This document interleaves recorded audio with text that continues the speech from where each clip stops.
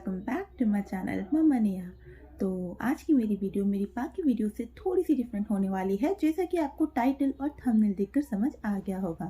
तो yes, we are shifting to greater Noida. And friends, हो सकता है कि जब तक कि वीडियो लाइव हो, यानी कि जब मैं इसे पोस्ट करूँ तब तक या तो हम लोग शिफ्ट कर चुके होंगे या फिर हम लोगों ने ये डिसाइड कर लिया हुआ कि हम लोगों को कहाँ पर शिफ्ट करना है। तो हमारी हाउस हंटिंग लगभग 1-2 महीने से चल रही थी। काफ़ी सारे अपार्टमेंट्स, फ्लैट्स और इंडिपेंडेंट हाउसेस भी हमने देखे। उनमें से कुछ जो हमने शॉर्ट लिस्ट किए थे वो मैं आपके साथ आज शेयर करूंगी, जो हमने वहाँ लाइव जाकर देखे थे। तो अगर आप डायरेक्ट उस पॉइंट पर जाना चाहते हो तो मैं यहाँ टाइम स्पैम डाल दूंगी, आप वहाँ जाकर देख सकते हो। और अगर आप ये स्टोरी जानना चाहते हो कि क्यों हमें शिफ्ट करने की ज़रूरत पड़ी, तो आप इस वीडियो को कंटिन्यू कर सकते हो। तो हमें इनिशियली ऐसा कुछ भी नहीं था कि हमें शिफ्ट करना है यहाँ से। मैं अपने घर पर बहुत खुश हूँ। तो अभी हम लोग गाज़ियाबाद में रहते हैं, हमें कोई प्रॉब्लम नहीं है। We love our house, we love our society, we love our family members, we love everything about here.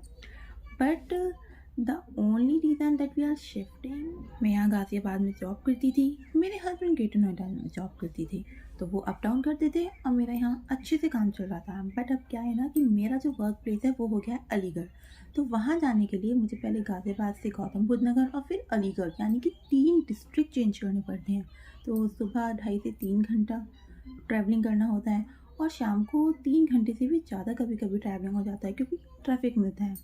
तो पहले मैं अकेली थी, कोई प्रॉब्लम नहीं थी, आराम से अपना काम चल रहा था। बट अब मेरे पास मेरी निया है, तो मैं उसे बिल्कुल भी टाइम नहीं दे पा रही थी। मुझे ऐसा लगता था जैसे मैं मॉर्निंग में निकलती हूँ और रात को सिर्फ सोने के लिए ही घर पर आती हूँ। तो इसलिए शिफ्टिंग हमारे लिए अब काफ़ी ज़रूरी हो गई थी, क्योंकि मैंने अपने साथ के कई कलीग्स को ये कहते हुए सुना है कि हमारे बच्चे कब बड़े हो गए हमें पता ही नहीं चला और हमने उनका बचपन मिस कर दिया। बट मैं ये नहीं चाहती, मैं अपनी निया के साथ हर मोमेंट एंजॉय करना चाहती हूँ, उसके चाइल्डहुड को एंजॉय करना चाहती हूँ। तो यही मेन रीज़न था कि हम लोग यहाँ से शिफ्ट कर रहे हैं। और इसके साथ ये भी था कि मेरे हस्बैंड की जो जॉब है ना, वो भी ग्रेटर नोएडा में है, तो उन्हें भी सफ़र नहीं करना पड़ेगा और मेरी भी ट्रैवलिंग ऑलमोस्ट 60% कम हो जाएगी वहाँ शिफ्ट करने से। तो this was the main reason कि हमने शिफ्ट करने के बारे में सोचा।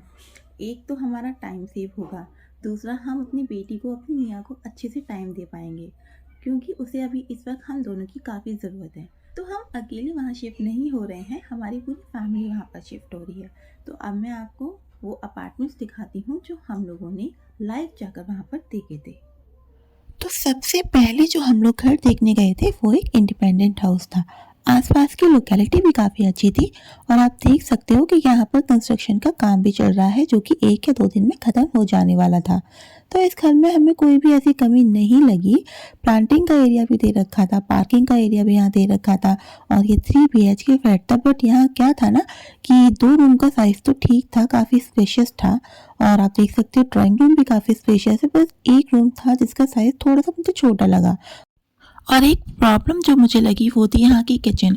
एक्चुअली किचन में कोई भी वुडवर्क नहीं हो रहा था। हालाँकि मुझे बोला गया था कि जैसा मैं चाहूँ उस हिसाब से इस किचन को बनवा सकती हूँ। देखिए, हर जगह के कुछ प्लस पॉइंट थे और कुछ नेगेटिव भी थे। यहाँ का प्लस पॉइंट ये था कि मुझे यहाँ प्लांटिंग करने के लिए खुद का एरिया मिल रहा था। 2 बड़े और रूम से अटैच्ड और एक छोटा अलग से कॉमन वॉशरूम भी था और यहाँ का शाफ्ट एरिया भी काफ़ी बड़ा था। बट यहाँ मुझे रोशनी की थोड़ी सी प्रॉब्लम लग रही थी। इसके बाद हम लोग एक और फ्लैट देखने के लिए गए थे, जो कि एक सोसाइटी के अंदर लोकेटेड था। मैं भी आपको सोसाइटी का नाम नहीं बताऊंगी, ठीक है। तो इस सोसाइटी के अंदर सारे लो राइज अपार्टमेंट्स थे, जैसा कि हम लोग चाहते थे। और हमें यहाँ 2 बालकनी मिल रही थी और ये भी एक 4 रूम BHK फ्लैट था। यहाँ पर हमें ड्राइंग रूम और डाइनिंग रूम जो मिल रहा था वो भी काफ़ी स्पेशियस था। और आप देख सकते हो कि यहाँ 4 रूम्स के साथ साथ हमें 3 वॉशरूम्स मिल रहे थे और यहाँ का किचन एरिया भी काफ़ी बड़ा था और थोड़ा बहुत वुडवर्क वहाँ हो रखा था। और हमें कहा गया था कि जब तक हम लोग यहाँ पर शिफ्ट करेंगे किचन पूरी तरीके से मॉड्यूलर हमें बनाकर दे दिया जाएगा। और यहाँ का प्लस पॉइंट था यहाँ की बालकनी, जहाँ खड़े होकर ना काफ़ी अच्छी पॉजिटिव वाइब्स आ रही थी। ये सोसाइटी भी काफ़ी अच्छी थी और काफ़ी वेल मेंटेन थी। यहाँ पास ही में क्लब हाउस, पार्क, मंदिर, जिम, सब कुछ हमारे बहुत पास में था।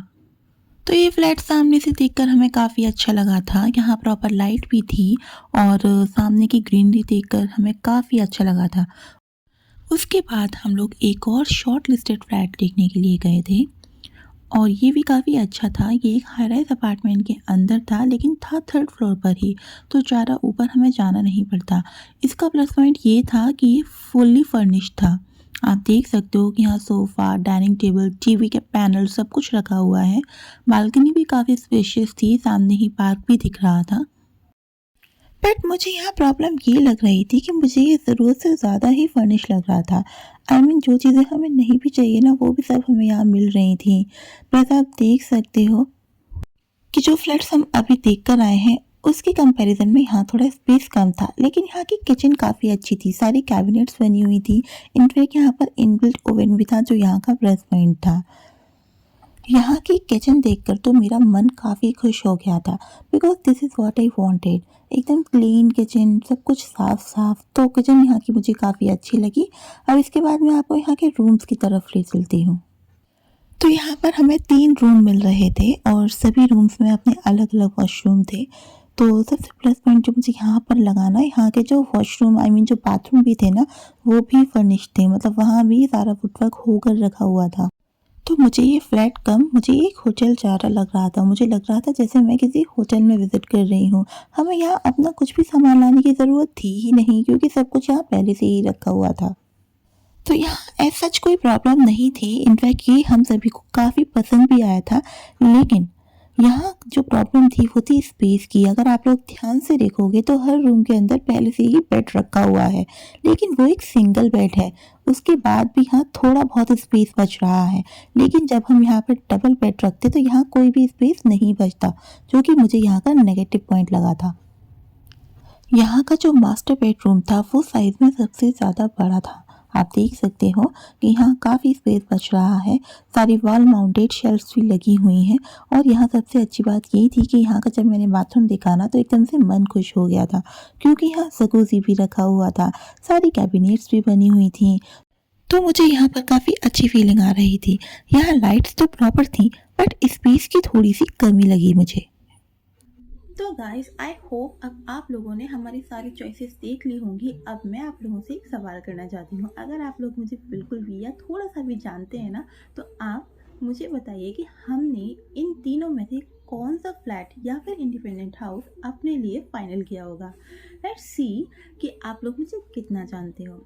तो फिलहाल ये वीडियो मैं यहीं पर एंड कर रही हूँ और आप लोग मुझे गेस करके ज़रूर बताइएगा कि आपको क्या लगता है हम लोग इनमें से किस घर में शिफ्ट करने वाले हैं। Alright, bye bye.